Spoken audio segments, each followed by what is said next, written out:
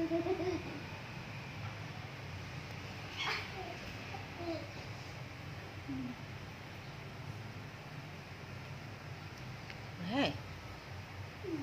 Nghĩa mạo là ôn cùng. Con đánh nghĩa trên thế nào? Còn nghĩa trên thế nào? Đi nghĩa trên thế nào mà ôn gì? Con ngập sân mơ. Nghĩa sân mơ còn. À. À ta.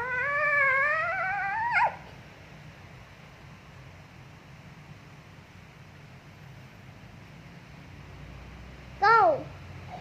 Ôm nhạo vai nữa. Go. Go. À.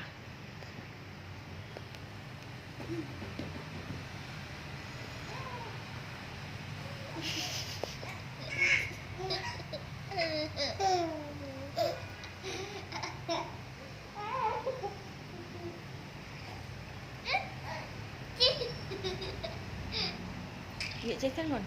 Sao ôn ngập sân? Mà ôn ngập sân. Có anh nghĩa chết thế nào? Go. Go. Ready, set, go.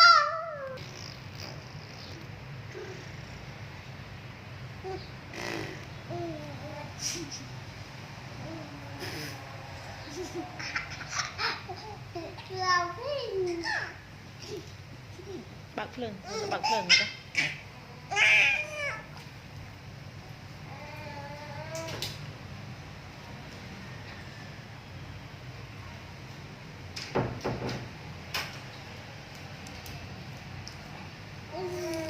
Thế tỉa ổn đây.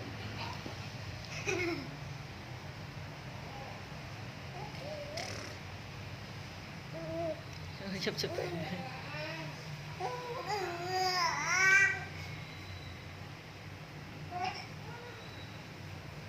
Anh thâu mới thơ tam ôn này.